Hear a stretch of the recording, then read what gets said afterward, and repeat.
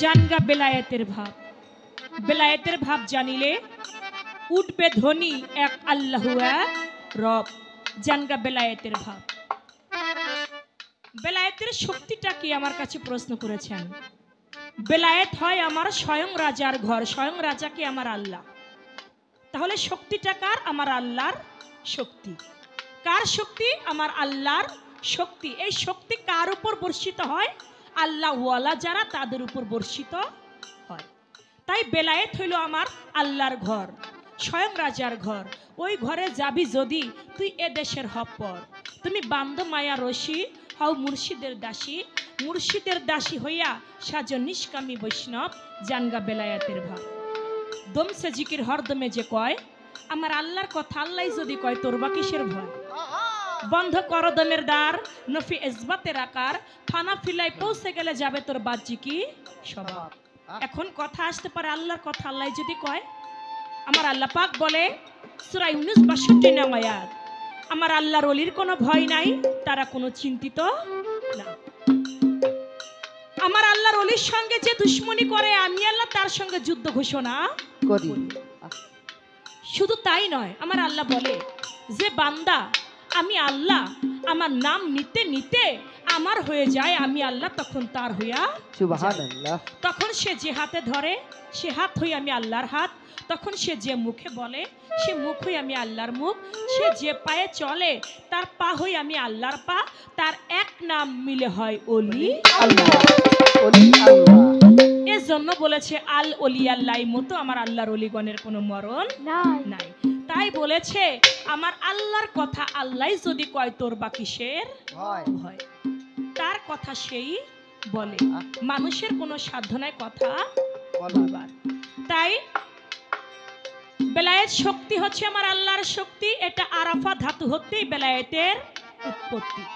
আরাফা অর্থাৎ জানাশোনা, যেখানে জানাশোনা হয়, যেখানে জ্ঞানের উপাধি হয়, সেখানেই হচ্ছে আরাফা ধাতু থেকেই আমার আল্লাহর শক্তি উৎপাদন হয়ে থাকে, উদিত হয়ে থাকে। আর ওই শক্তি কে পায়? ওই শক্তি আমার আল্লাহর শক্তি কে পাইল? আল্লাহ থেকে বেলায়েত পাইল কি? আমার দিনের দেওয়ানা হুজুরে পাক, সকলে বলি সাল্লাল্লাহু আলাইহি ওয়াসাল্লাম। সুবহানাল্লাহ। আমার দয়াল নবী তিনি পাইলেন আমার আল্লাহ কাকে দান করলেন? আমার হুজুর পাককে এই বেলায়েত দান করলেন। আমার দয়াল নবী এই বেলায়েত পেয়ে তিনি এই দুনিয়ার বুকে আসলেন। আসার পরে বেলায়েত কাকে দান করলেন? আপনারা জানেন 18ই জিলহজ বিদায় হজের ভাষণে আমার হুজুরে পাক সাল্লাল্লাহু আলাইহি সাল্লাম মাওলা আলীকে লক্ষ্য করে বললেন মান কুনতুম মাওলাহু ফাহাজা আলিউল মাওলা। আজ থেকে আমি যার মাওলা আমার আলীও তার মাওলা। আমি যদি জ্ঞানের শহর হই আমার আলী হয় তার দরজা। কেউ যদি ভাই আমারটা একটু বাড়াই দেন যাতে আমার কথা বুঝতে সমস্যা না হয়। কেউ যদি আমাতে প্রবেশ করতে চায় সে যেন আমার মাওলা আলীর দরজা দিয়ে আমাতে প্রবেশ করে। আমি তোমাদের মধ্যে রেখে গেলাম দুটি বিষয়বস্তু, একটি হচ্ছে পবিত্র কোরআন, দ্বিতীয়তে আহলে বায়াত। আহলে বায়াত, আহলে বায়াত। সাহাবাগণ জানতে চাই ইয়া রাসূলুল্লাহ, আমরা পবিত্র কোরআন এটা তো সবাই জানি বুঝি, কিন্তু আহলে বায়াতটা কি?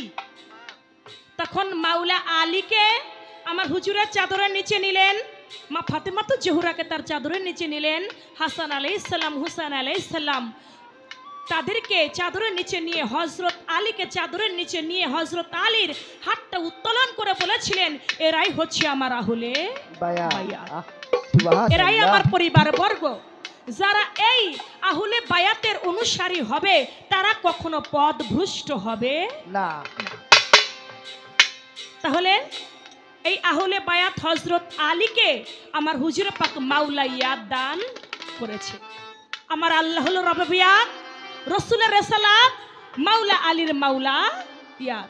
এই মাওলা ইয়াদটা সমস্ত বর্তমানে পীর মাশায়েখগণ যারা তাদের কাছে বর্তমানে অবস্থিত। মাওলা আলী তিনি কিন্তু বেলায়েতের কর্ণধার। 18ই জিলহজ কিন্তু তাকে ঘোষণা করলো, কিন্তু তিনি কিন্তু ছোটবেলায় জন্ম নিয়া, যার জন্ম মক্কা ঘরে কাবা ঘরে হয়েছে। পৃথিবীতে কোনো মানুষের জন্ম কাবা ঘরে হয় নাই, একমাত্র আমার মাওলা আলী করিমুল্লাহ ওজহু যার জন্ম মক্কা ঘরে কাবা ঘরে হয়েছে। সেই কাবা ঘরে জন্ম নিলেন হযরত আলী। জন্ম নিয়ে তাকায় না, হাসে না, কাঁদে না। আমার হুজুরে পাক সংবাদ পায় মক্কা ঘরের ভিতরে তার ভাই জন্ম নিয়েছে। তিনি গেল। এর আগে মা ফাতেমা বিনতে আসাদ কাবা ঘরে ঢুকেছে। এর আগে অনেকেই চেষ্টা করেছে কাবা ঘরের দরজা খুলবার জন্য, কিন্তু কিছুতেই খুলে নাই। আমার দয়াল নবী যখন তার রহমতের হাতখানা কাবা ঘরের দরজার মধ্যে লাগাইলো, আপনা আপনি দরজাটা খুলে গেল। দয়াল নবী ভিতরে প্রবেশ করলো, গিয়ে বলে, কাকিমা, আপনার গৃহে নাকি আমার ভাই মাওলা আলী, যে হযরত আলী জন্ম নিয়েছে, দেন না আমার কোলে, আমি আমার ভাইটাকে একটু কোলে নেই। বলে, মোহাম্মদ, তুমি কাকে কোলে নিতে চাও? তুমি জানো আজকে আমার সন্তান জন্ম নিয়েছে, 3 দিন হয়েছে। 3 দিনের মধ্যে একটা দিন আমি মা চোখ মেলে আমি মায়ের মুখটাও দেখে নাই। আমি মা আমার দুগ্ধ পর্যন্ত পান করে নাই। কাঁদে না, হাসে না, কেমন একটা। আমার সন্তানটা কি বিকলাঙ্গ হইল?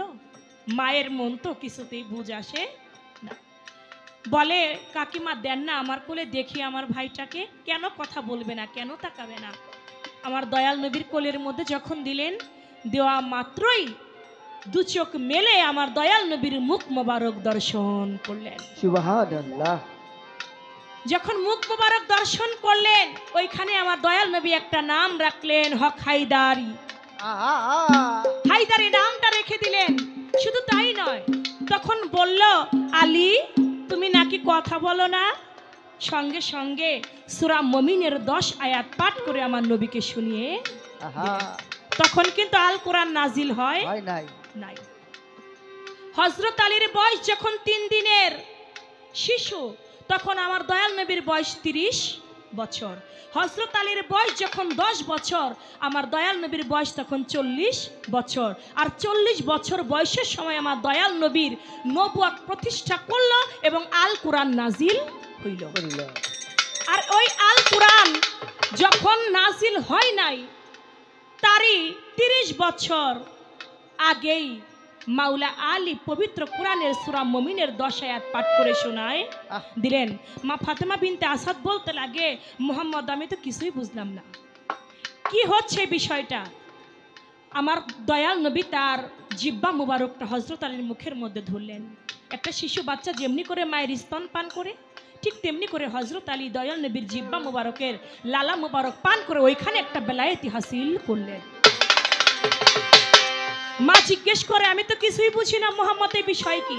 আমার দয়াল নবী বলে, কাকিমা, সৃষ্টির মূলেই হযরত আলীর সঙ্গে আমার সঙ্গে ওয়াদা ছিল, দুনিয়াতে এসে আমার মুখ না দেখে তার মায়ের মুখ তিনি দেখবে না। আমার মুখের জিহ্বা মুবারকের লালা মুবারক পান না করে, আমার থেকে বেলায়েতি হাসিল না করে তিনি তার মায়ের সঙ্গে কথা বলবে না। এটা আলীর সঙ্গে আমার সঙ্গে সৃষ্টির মূলেই কথা ছিল, ওয়াদাবদ্ধ ছিল। সেই মাওলা আলী থেকে আমরা বেলায়েত প্রাপ্ত, আমরা বেলায়েতের অনুসারী। নবুয়ত আমার দয়াল নবী থেকে নবুয়তের যুগ শেষ, আর কোন নবী আসবে না। দয়াল নবীর পরে আসলো বেলায়েতের যুগ, আর বেলায়েতের যুগে হচ্ছে পীর কামেল ওলি আউলিয়া।